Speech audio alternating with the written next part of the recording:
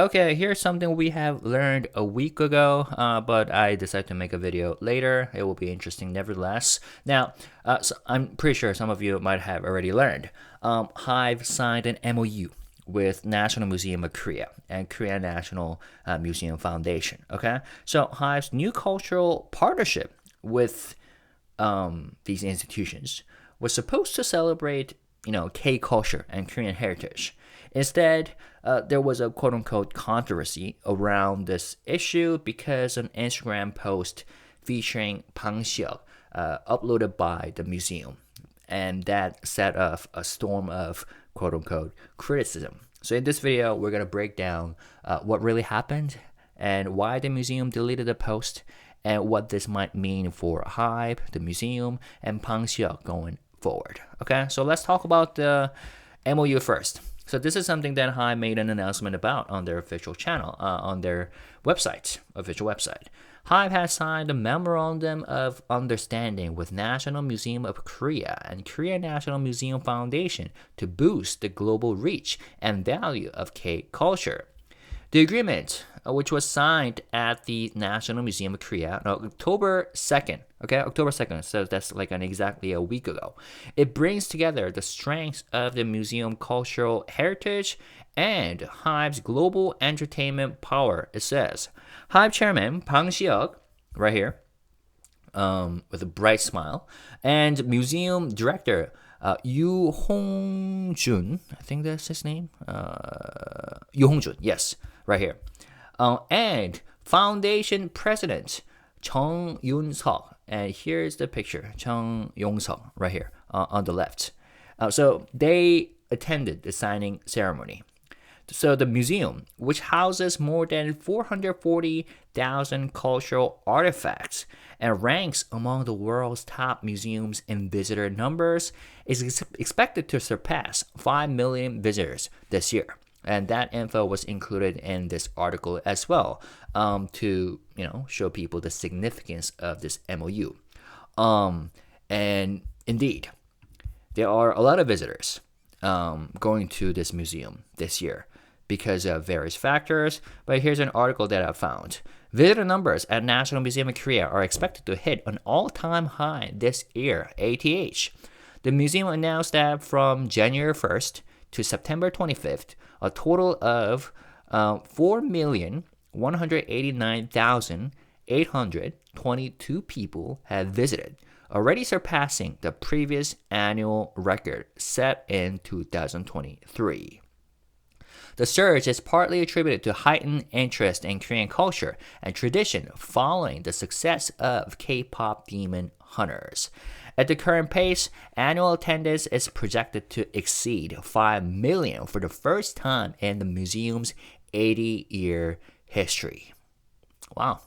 I've been there multiple times. It's a pretty neat place. So if you have a chance to ever visit Korea, you're welcome to take a look.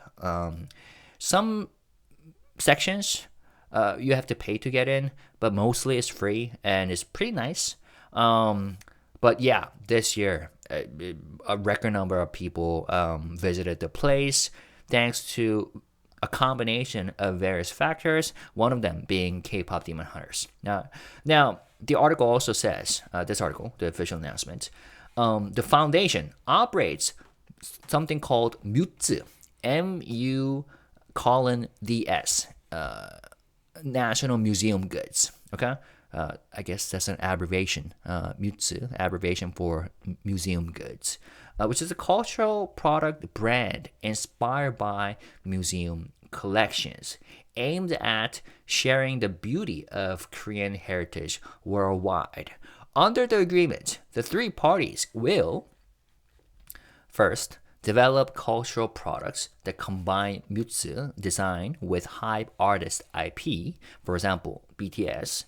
And second, use HYBE's global distribution network to expand MUTS into overseas markets.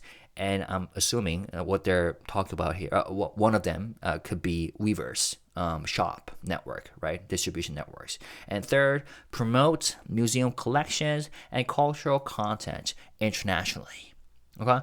And it also said This is not their first collaboration. Why? Because back in 2024, Mutsu and HYBE worked together on the Dalmajoong series, something called Dalmajoong series, blending traditional Korean motifs like the pensive. Do you know this thing? How do I read this? Bodhisattva. In Buddhism, a bodhisattva is a person who has attained or is striving towards. And yeah, I have studied East Asian studies, and this, if you're interested, go research. I don't have time for this in this video. Sorry about that. But that's one of the Korean motifs, traditional Korean motifs that they blended with the series, Dalmajoong series, for this project. And moon jars with BTS branding, which gained wide attention both in Korea and abroad. Okay? And here's an article that I found. Also, this is something that the museum shared on their blog as well. Okay? So, HYBE announced on October 4th, 2024, that it would launch the new Dalmajoong BTS collab with Mutsu 2024 collection in collaboration with Korea National Museum Foundation to celebrate Hangul Day on October 9th. By the way, I'm making this content. Well, it's past midnight, but it was Hangul Day in Korea. If you're in the States, yeah, October 9th is Hangul Day. Dalmajoong is an official merchandise line that blends the beauty of traditional Korean culture with the brand power of BTS. This is the third edition following releases in 2021 and 2022. The collection is known for its modern reinterpretation of traditional culture through practical and elegant design. BTS members were also featured in a photo shoot wearing hanbok when the product line first launched. Wow, this is pretty beautiful. This year's edition is a collaboration with Mutsu, a cultural brand popular among younger generations for a stylish take on traditional culture. The 2024 Dalmajoong line includes 14 products inspired by 6 national treasures from the collection of National Museum of Korea. Ah, I see. This is pretty. A HYBE representative said the collection reflects both BTS' global influence and the value of Korea's cultural heritage, making it appealing to fans worldwide. Foundation President Chung Yong-seok highlighted BTS' role in promoting national heritage, expressing hopes that masterpieces like the pensive Bodhisattva, Koryo Celadon, and Joseon white porcelain would reach the global audience through this collaboration. Yeah, and this is pretty beautiful. Now, BTS also has a past connection with the museum, as their 2020 graduation speech and performance for their class of 2020 were filmed there during the pandemic. Do you remember this? I might go through the speech at the end of this video because it's been a long time. Man, pandemic, it's been 5 years already. Anyways, now, according to the PR material, Bang Si-hyuk expressed pride in collaborating with national cultural institutions, saying HYBE would use all its resources to share Korea's cultural heritage with the world. Yoo Hong-jun highlighted the significance of combining traditional culture with modern creativity to broaden K-culture's reach. Chung Yong-seok emphasized the opportunity to bring Mutsu to a global audience and strengthen the presence of Korean cultural heritage worldwide. Okay, so that was what happened and what the MOU was about. By the way, here's an official website for Mutsu. And right now, I think the most popular good merchandise is this character because of, yeah, you guessed it right, K-pop Demon Hunters. And here you go. That's a pensive Bodhisattva. Man, that's so hard to pronounce. Bodhisattva. Anyways, now, here's what happened next. And here's an exclusive article about it. Oh, did I talk about this? Oh, okay. Do I have this? Sorry. Oh, I will talk about this later because RM also played a major role in turning National Museum of Korea into one of Korea's hottest cultural destinations. Okay, I'll talk about this after discussing this issue. So here's an exclusive article that was released on October 4th. Exclusive. National Museum of Korea deletes photo of Bang Seok under travel ban after 1 day. And, you know, actually, when the article was first uploaded, I was enjoying my holiday and someone told me about it. And I was like, let me guess, was that article that you were reading an exclusive piece? And they said yes. And I was like, was it by any chance written by a media agency called Hangyeore? And they said yes. And I was like, was it by any chance written by a journalist named Lee Jung-guk? And they were like shocked. How did you even know without looking at it? And I was like, yep, I got it right. So let me briefly read you this article. National Museum of Korea has come under fire, they said, Lee Jung-guk said, after posting a photo of Bang Seok, chairman of HYBE's board of directors, who is currently under investigation and subject to an overseas travel ban.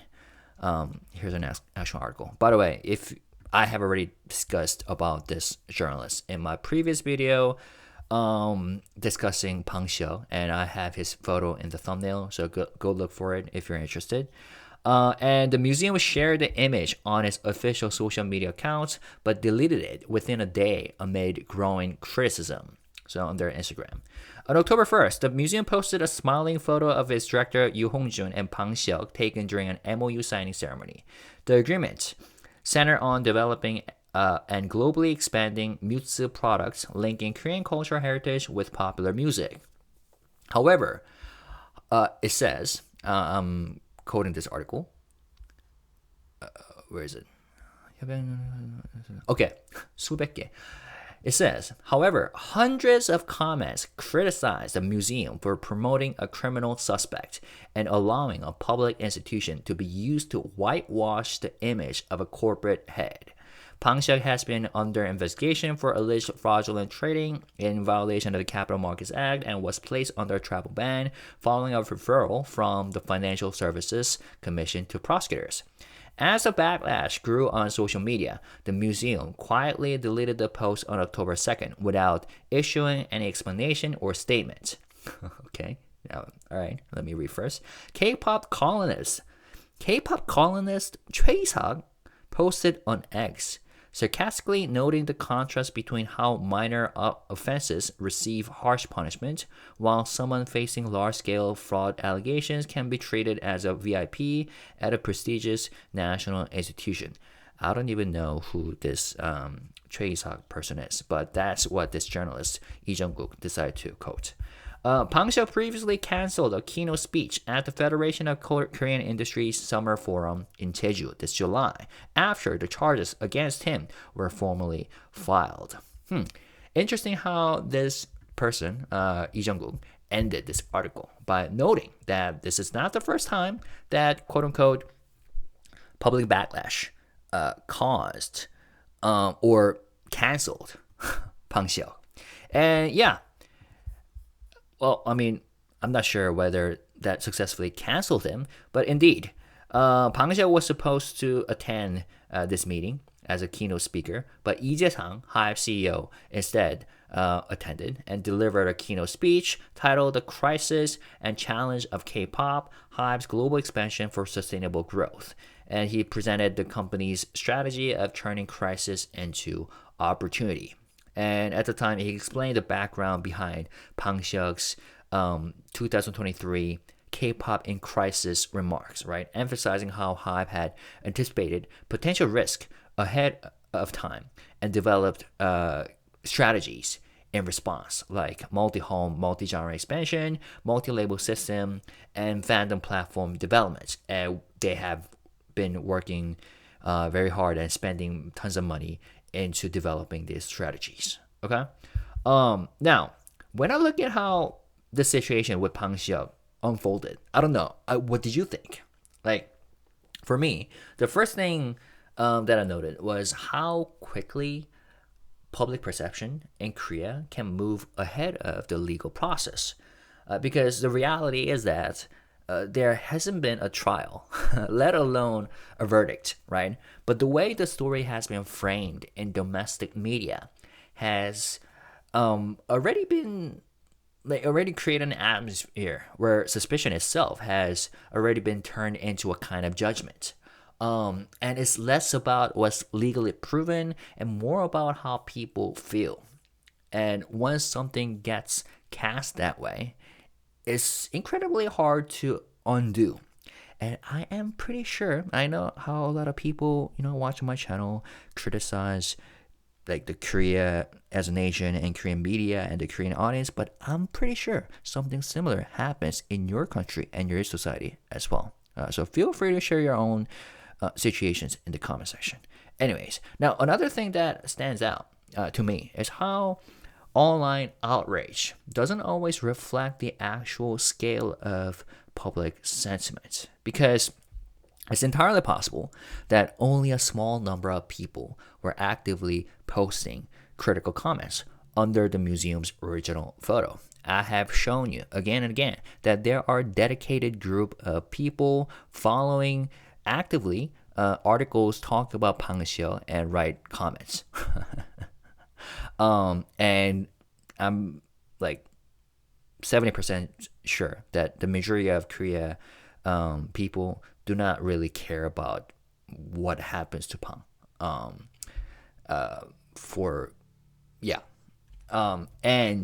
But platforms tend to amplify conflict, and institutions are often extremely sensitive to even small flare-ups, when they involve high-profile figures. So it's not hard to imagine the museum, seeing a few, according to Lee Jung-gu, a few hundred loud comments, and deciding that deleting the post was a safe option, whether or not that reflected the broader public mood, right? And that leads to a more uncomfortable question.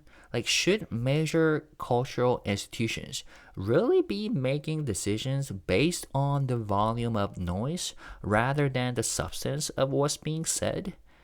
And I can understand why they wanted to avoid becoming part of this fight, but by quietly deleting the post, like they also sent a signal that there was something wrong with the image itself. And that makes their decision seem less like neutrality and more like, I don't know, capitulation. You know what I'm saying? If did they not expect the backlash? So that was interesting. I also keep thinking about the dynamics between the National Museum of Korea and HYBE. Like what I mean by that is that they probably didn't want to, turn a cultural collaboration into a headline about a legal case. But once Bang Seok's face was part of the image, I guess that's exactly what happened. Whether it was framed that way by a certain group of people or not. And whether they discussed it beforehand or not, the deletion suggests that the museum felt it had more to lose than HYBE did. And I'm quite curious whether the museum discussed with HYBE afterwards about this decision before they, actually deleting the photo or deleting the post. You know what I'm saying? Also, as for Bang Seok himself, I don't think this will be the last time something like this happens, because until the investigation is resolved, any public appearance of his, whenever he, like any public appearance of Bang Seok will be pulled into this media tug of war, right? And I guess from some people's perspectives in Korea, he's now a polarizing figure. Although I think that concept of him being a polarizing figure itself has been framed by the media and a certain group of people, even though no court has ruled on anything, And I think outside Korea is still viewed through a different lens, like a cultural heavyweight, not a legal headline. So that split, I think, will define how carefully institutions might handle his image going forward. So what I take away from this is that a relatively minor action, like a posting a photo, was enough to set off a debate, not because of the act itself, but because of the atmosphere surrounding it. You know what I'm saying? And I guess in a media environment like this, the narrative often matters more than the facts. And for figures like Pang Xiao, the narrative is already in motion long before a courtroom ever gets involved. So I would love to hear your opinions. And has something similar happened in your community, in your country, in your society as well? Let me know. Now, as I mentioned, I want to end on a positive note. So BTS RM has indeed also played a major role in, making National Museum of Korea very popular among foreign visitors, because the museum has already announced that visitor numbers in the first half of 2024 reached 2.7 million, which is a 64% jump from the same period last year, the highest in 20 years since its relocation to Yongsan. And this is an article from July. And sales of its cultural products, like Mutsu, also rose by 34%, hitting a record 11.5 billion Korean won. That's a lot. Officials attribute this surge to the global K-culture wave and its growing connection to traditional Korean heritage. Now, RM, known for his deep interest in art, and this is also from the blog, the official blog by the museum. RM visited the museum's special exhibition, New Country, New Art, Early Joseon Period, and posted 화하구자도 by Iam on his Instagram story. So this is it, right here. And after his post, the museum reported a noticeable rise in overseas visitors, with many fans traveling to see the painting in person.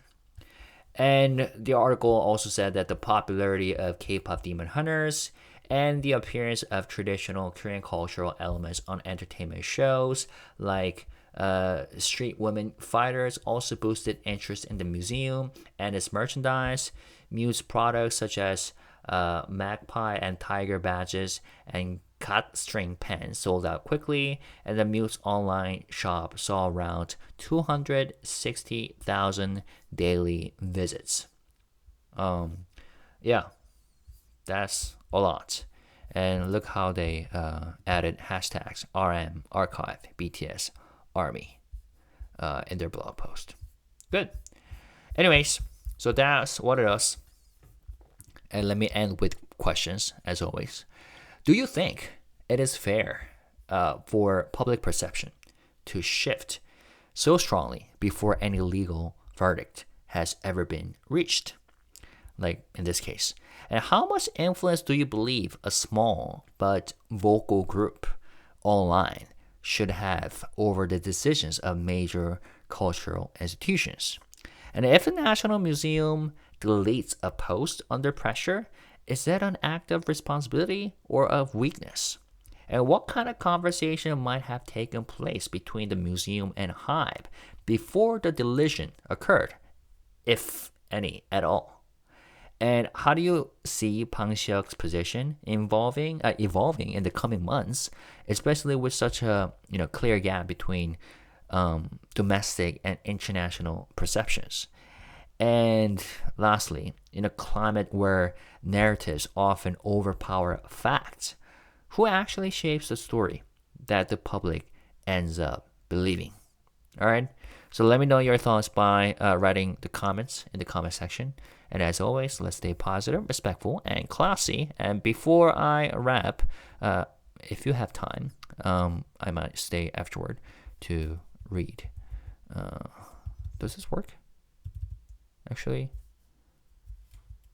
but you made it, and we might not have graduation caps, the most special graduation ceremony in history. So this is a BTS commencement speech for the class of 2020, who didn't get to experience a proper graduation because of COVID. For the achievements and the dreams, or from your living room, you will all soon be breaking out of one world to soar into another. On the day of my middle school graduation, I remember that day clearly and kept it as my messenger profile. I was just a boy. It's really thrilling and breathtaking, a feeling I wanted to hold on to forever. So as a fellow individual in his 20s, I want to say congratulations. And RM spoke English during the speech. Anyways, I just wanted to take a quick look at this because the article mentioned while highlighting the previous connection between BTS and the museum. This is where they filmed their speech, at the museum back in 2020.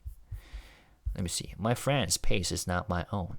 I'll go my own pace steadily. Jin. Oh, yeah, because each member spoke, right? Here's Jin. Yeah, I'm gonna watch this again after finishing this video, uploading this video. Here's Suga, looking good. Here's Jimin. Here's Hoseok. Here's V. And it ended with RM.